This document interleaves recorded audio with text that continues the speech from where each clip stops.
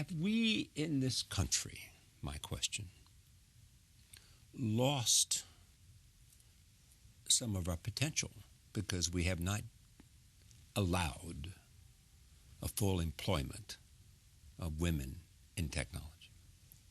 There's no question that that's true. Interestingly, you brought up Turing, who, the Nobel Prize in computer science is named for Alan Turing. And if you saw the movie Imitation Game, Joan Clark, a real person, was right there, elite mathematician. In fact, 2/3 of the Bletchley team were women. And actually, in our own invention of computers, the ENIAC project, a friend of mine was at Harvard as a computer science student and a history student, and she saw the photographs of our ENIAC, which Eckert and Mauchly did the hardware inventions of. And she saw these women in the photos. And she's like, who are these people? And people said, they're the refrigerator ladies, meaning they were modeling. She said, well, they don't look like they're modeling. And so she pursued the story. It turns out they're the first digital programmers in America, 6 women.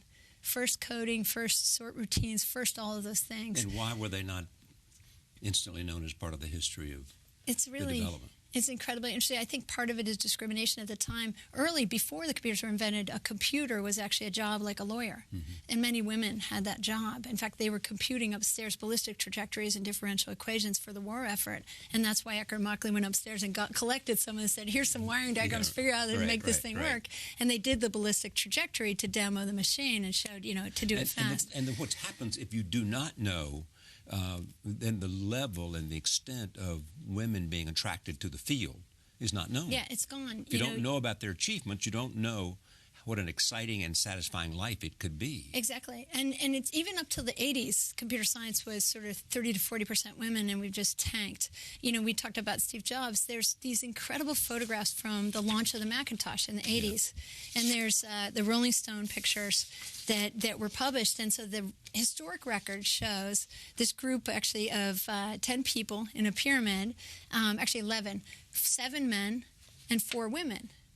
And every photograph you see with the Mac team, Joanna Hoffman, who was the product manager, a great teammate of Steve Jobs, Susan Kerr, who did all the graphics and user interface, artist side, none of them made it into the Jobs movie in the Mac scene. They're not even cast. And every man in the photographs is in the movie with a speaking role.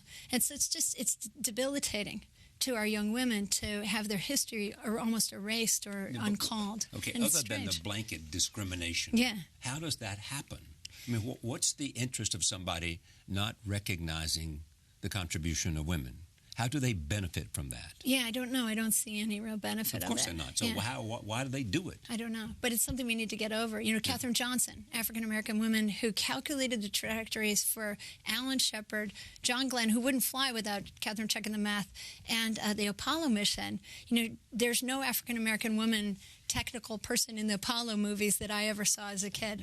Yeah. We got to get these in there because if you know your past, as we're discussing, your future is different. Silicon Valley, you know well.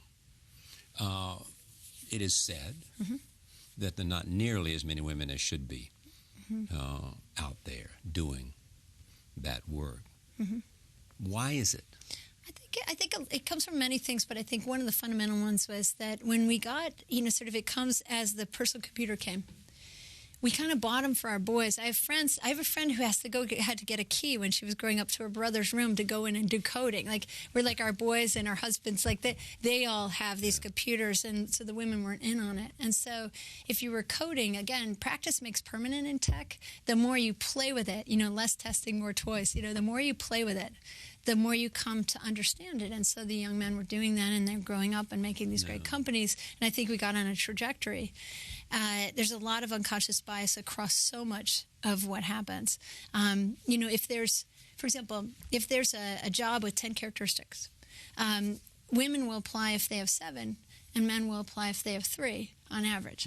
And so that doesn't mean anyone's wrong. We're humans. We are how we are. It's just that if you're managing people, you have to notice that. There's a bunch of people with their hands up, a bunch of people without their hands up. Amongst that group, choose the best person for the job. Be more conscious.